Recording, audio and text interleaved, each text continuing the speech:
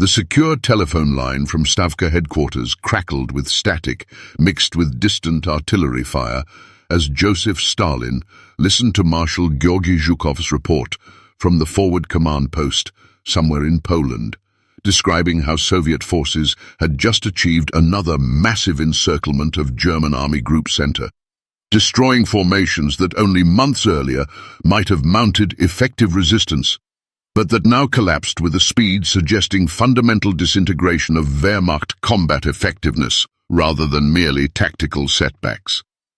It was late summer 1944, and as Stalin absorbed the details of yet another operational triumph, divisions advancing dozens of kilometers daily, German defensive lines crumbling before coordinated Soviet assaults, captured prisoners numbering in the tens of thousands from formations that had ceased to exist as organized military units. Something shifted in his understanding of the war's trajectory and of the military instrument he commanded. The Red Army that had been shattered in 1941, that had suffered catastrophic casualties throughout 1942, that had learned to win through terrible sacrifice at Stalingrad and Kursk, had transformed into something qualitatively different by mid-1944. A military force that was not merely defeating German armies through superior numbers and material, but was demonstrating operational sophistication, tactical excellence, and strategic coordination that exceeded Wehrmacht capabilities and that suggested Soviet forces had achieved a level of combat effectiveness, making them effectively invincible against any opponent Germany could now field, with implications extending far beyond the immediate campaigns to reshape Stalin's understanding of Soviet power and of the post-war order that Red Army victories were creating. Stalin's recognition that the Red Army had become invincible emerged gradually through 1944, rather than through a single moment of revelation, shaped by the accumulation of operational successes that demonstrated capabilities far exceeding what Soviet forces had possessed even a year earlier, and that revealed fundamental transformation in how the Red Army fought and in the results those methods achieved. The recognition had multiple dimensions: military, political, and psychological, each reinforcing the others to create understanding that the Soviet Union now commanded military power that could dictate terms to enemies and that could shape the post-war European order according to Soviet interests, rather than having to accept arrangements imposed by more powerful states. The military dimension of this recognition involved Stalin's evolving understanding of what Soviet forces could accomplish operationally and strategically. In the war's early years, Stalin's relationship with military operations had been characterized by interference in tactical details he did not fully understand, by insistence on offensives that Soviet forces were not yet capable of executing successfully, and by refusal to authorize defensive withdrawals, even when military logic clearly suggested such movements were necessary to preserve forces. The disasters of 1941, the border battles that destroyed much of the Red Army's pre-war strength, the encirclements at Kiev and Vyazma that eliminated entire armies, the advance to Moscow's outskirts, had been products partly of German operational superiority, but also of Stalin's interference in military decision-making and of the institutional damage his purges had inflicted on the officer corps. But by 1944, Stalin had learned to distinguish between strategic decisions that required his political authority and operational matters that should be delegated to military professionals like Zhukov, Rokossovsky, and Konev, who understood modern warfare's technical requirements. The success at Stalingrad had demonstrated what Soviet forces could achieve when allowed to plan and execute complex operations according to professional military judgment. The victory at Kursk had shown that Soviet forces could defeat German offensives through sophisticated defensive preparation combined with powerful counteroffensives. The 1943-44 campaigns that liberated Ukraine and drove German forces back across hundreds of kilometers had demonstrated that Soviet operational capabilities now rivaled or exceeded German performance. The Operation Bagration offensive, launched in June 1944, represented perhaps the clearest demonstration of how completely the Red Army had transformed. The operation involved coordinated assaults by multiple fronts against Army Group Center, achieving deception about timing and location of main efforts despite the massive force concentrations required, breaking through German defensive positions with overwhelming artillery preparations, followed by armor exploitation, encircling and destroying German formations before they could retreat or establish new defensive lines, and maintaining operational tempo that prevented Wehrmacht forces from stabilizing the situation. The results were catastrophic for Germany. Army Group Center effectively ceased to exist as a fighting force. Over 300,000 German soldiers were killed or captured, and Soviet forces advanced hundreds of kilometers in weeks. Stalin's response to Bagration's success revealed his growing confidence in Soviet military capabilities. Where earlier victories had been celebrated but had been followed by concerns about whether they could be repeated or expanded, Bagration created recognition that Soviet forces had achieved systematic excellence in operational art that could be applied repeatedly across different sectors and conditions. The operation had not succeeded through lucky circumstances or through German errors, but through superior planning, better execution, and more effective coordination of arms than Wehrmacht forces could currently match. This represented fundamental reversal from 1941 to 42, when German operational superiority had seemed nearly impossible to overcome. Marshal Konstantin Rokossovsky, who commanded the First Belarusian Front during Bagration and whose forces achieved some of the operation's most spectacular successes, reported to Stalin with assessments that emphasized not just tactical achievements, but the systematic capabilities that made such achievements possible. Soviet artillery had achieved concentrations and accuracy that overwhelmed German defensive positions. Soviet armor exploitation had demonstrated ability to maintain rapid advances while coordinating with infantry and artillery in ways that prevented German forces from establishing effective defenses. Soviet logistics had sustained operations across vast distances despite German infrastructure destruction, and despite the challenges of supporting forces advancing faster than traditional supply systems could accommodate. These capabilities represented institutional learning and development that had occurred despite the terrible casualties Soviet forces had suffered. The Red Army of 1944 bore little resemblance to the force of 1941. It had learned combined arms operations, had developed doctrines for breakthrough and exploitation that rivaled German concepts, had created command structures that could coordinate operations across fronts involving millions of soldiers, and possessed the industrial base and logistical systems necessary to sustain such operations. Most fundamentally, it had proven that it could not just defeat German forces through material superiority, but could outthink and outmaneuver them through operational excellence. The psychological dimension of Stalin's recognition of Red Army invincibility involved understanding that Soviet forces and Soviet people had gained confidence in their military capabilities that transformed how they approached combat and how they thought about the war's outcome. In 1941 to 42, Soviet soldiers had often fought with desperate determination, but without confidence that victory was achievable, defending because defense was necessary and attacking when ordered, but without the conviction that Soviet forces could defeat Wehrmacht through systematic operational superiority. By 1944, that psychology had transformed. Soviet soldiers knew they could beat German forces, knew their tactics and operations were effective, and approached combat with offensive mindset that reflected confidence in ultimate victory. This psychological transformation extended beyond the military to Soviet society more broadly. The population that had endured catastrophic defeats and had suffered through terrible hardships, evacuation of industries, loss of territory, casualties in millions, deprivation of basic necessities, had by 1944 witnessed the reversal of German conquests and had seen Soviet forces not just defending, but advancing victoriously across territories that had been occupied.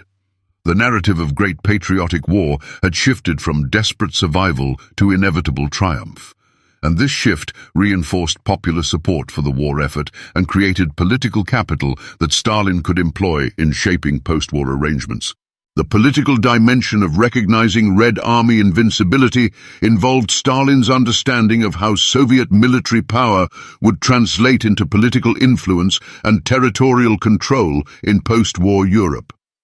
The military victories of 1944 were not just defeating German forces, but were determining which territories would be occupied by Soviet forces when the war ended, and Stalin understood that military occupation would largely determine political futures of the occupied territories.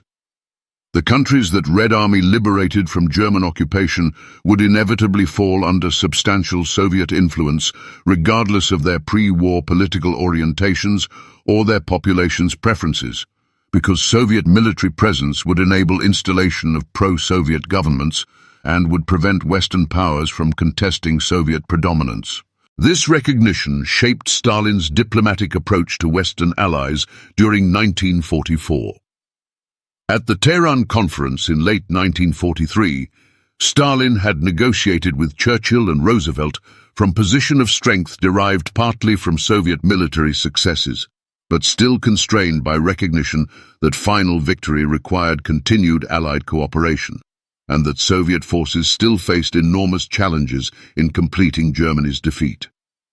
By the time of discussions about post-war arrangements in 1944-45, Stalin's position had strengthened fundamentally.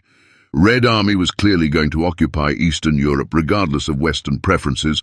Soviet military power had proven decisive in Germany's defeat, and the political price the Western Allies might demand for their cooperation in the war was diminishing, as Soviet capabilities made it clear the USSR could defeat Germany even without substantial Western ground forces in Europe.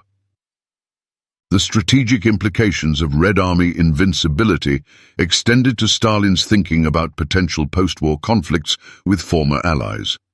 Throughout the war, Stalin had been acutely aware that alliance with capitalist powers Britain and America was tactical rather than ideological, that fundamental conflicts of interest existed between Soviet communism and Western capitalism, and that post-war period would likely see these conflicts emerge once the common enemy of Nazi Germany was defeated.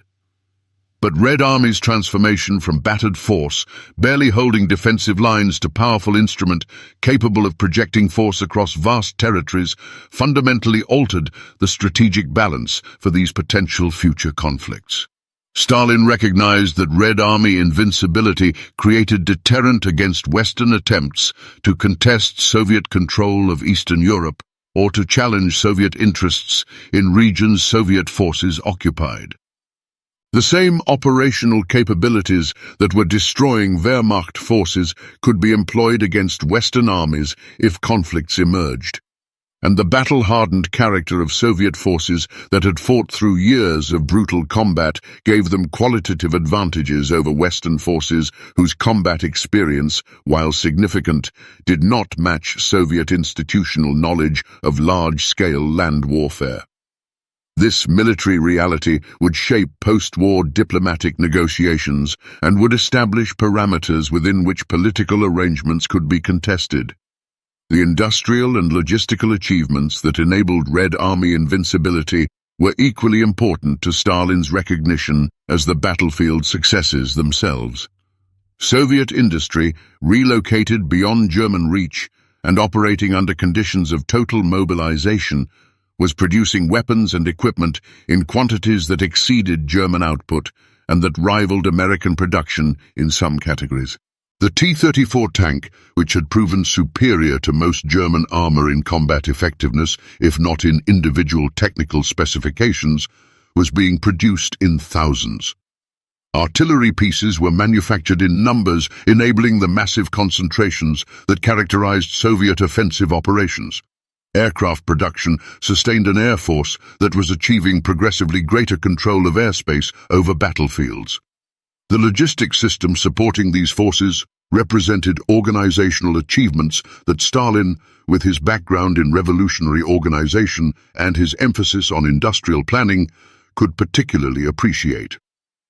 The Red Army was sustaining operations across vast distances despite infrastructure destruction, was maintaining supply flows to forces advancing faster than traditional logistics could accommodate, and was demonstrating capability to project power far from Soviet borders in ways that would have been impossible for the force of 1941 to 42. This logistical excellence reflected systematic improvements in organization, training, and resource allocation that complemented the tactical and operational improvements in combat effectiveness. The comparison between Red Army performance in 1944 and Wehrmacht performance in the same period revealed the complete reversal in relative capabilities that had occurred since the war's beginning. German forces in 1944 retained tactical competence and fought skillfully in individual engagements, but they lacked the operational coordination, the resource depth, and the institutional confidence that characterized successful military organizations. Wehrmacht units that might have conducted brilliant mobile defenses in earlier years now found themselves immobilized by fuel shortages, unable to coordinate operations due to communications breakdowns, and overwhelmed by Soviet artillery concentrations and armor masses that exceeded anything German forces could deploy in response. This reversal was particularly striking in how it manifested in combat operations.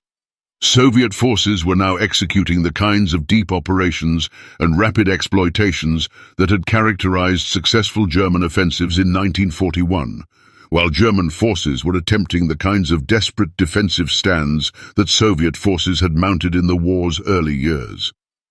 The doctrinal approaches had not changed fundamentally, but the capabilities to implement doctrine had reversed completely, with Soviet forces possessing the resources, training, coordination, and confidence to execute sophisticated operations, while German forces struggled to maintain basic defensive coherence. Marshal Ivan Konev, commanding forces that liberated Ukraine and drove into Poland, provided Stalin with assessments emphasizing that Soviet operational successes were not merely products of superior numbers, though Soviet forces did possess numerical advantages, but resulted from systematic excellence in planning, preparation, and execution. Soviet offensive operations now began with careful reconnaissance and intelligence gathering that identified German defensive weaknesses. Artillery preparations were scientifically calculated to achieve maximum effect against specific target types.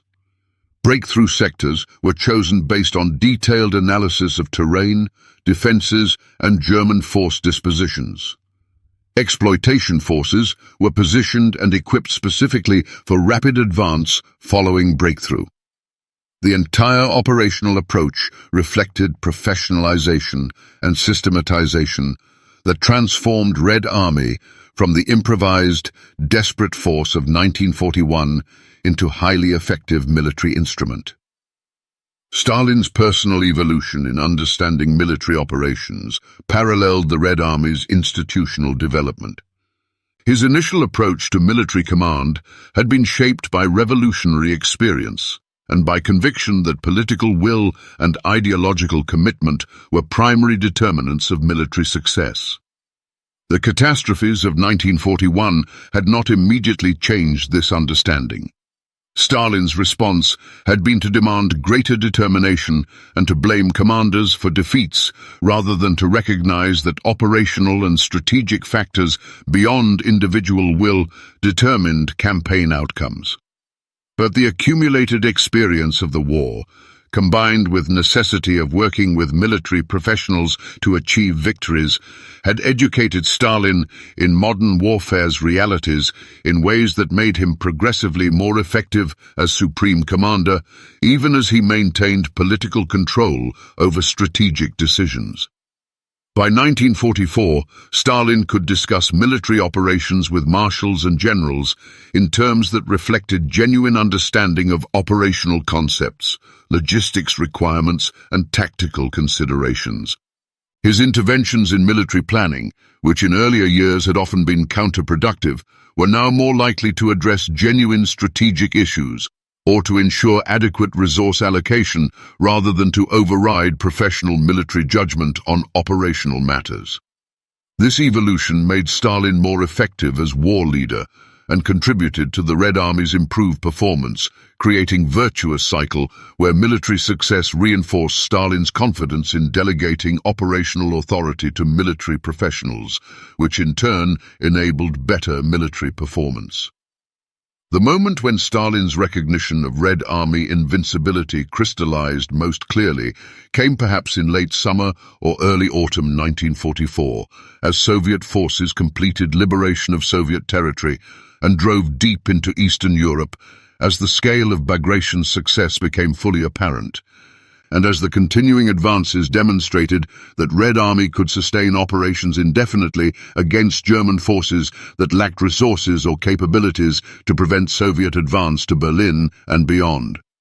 The recognition was not expressed through public statements or formal declarations. Stalin was too pragmatic to make claims that might complicate diplomatic negotiations or that might encourage complacency in military operations. But it manifested in how Stalin approached strategic planning, diplomatic negotiations, and post-war preparations. The evidence of this recognition appeared in Stalin's increasing boldness in post-war planning, in his willingness to assert Soviet interests in Eastern Europe despite Western concerns, and in his confidence that Red Army occupation would be determinative in establishing political arrangements regardless of diplomatic agreements about democratic processes or national self-determination. The military invincibility that Soviet forces had achieved created political facts that no amount of Western diplomatic pressure could overcome. And Stalin understood that the correlation of forces had shifted decisively in Soviet favor. The limitations and vulnerabilities of Red Army invincibility were real even if Stalin chose to downplay them in his strategic thinking. Soviet forces had achieved their position through terrible sacrifices. Casualties numbered in millions, with some estimates suggesting over 20 million Soviet citizens died during the war. The industrial mobilization that sustained military operations had imposed enormous hardships on Soviet population, with living standards declining dramatically and resources being consumed by war effort at rates that could not be sustained indefinitely. The Red Army's apparent invincibility was relative rather than absolute. It reflected Soviet superiority over Germany in 1944, more than it reflected capabilities to defeat any potential opponent under any circumstances.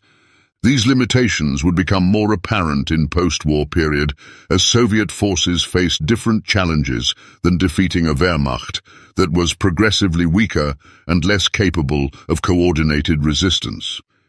But in the context of 1944, when the primary question was whether Soviet forces could complete Germany's defeat and could establish Soviet control over Eastern Europe, the Red Army's capabilities were sufficient to achieve these objectives, and this sufficiency was what mattered for Stalin's strategic calculations and political planning. When Stalin realized the Red Army had become invincible, he was recognizing a transformation that had occurred through years of terrible combat, through institutional learning purchased at enormous cost, through industrial mobilization that had converted Soviet economic potential into military power, and through the resilience of Soviet people who had endured catastrophic losses while maintaining their commitment to defeating the invader. The invincibility was not absolute and was not permanent. But it was real enough in the context of 1944 to 1945 to determine the war's outcome and to establish the political order that would characterize Eastern Europe for decades. The recognition shaped how Stalin approached the war's endgame, how he negotiated with Western allies, and how he planned for post-war Soviet security and influence, creating confidence that Soviet military power had achieved level where Soviet interests could be asserted and defended against any likely challenges from former allies or from resurgent enemies.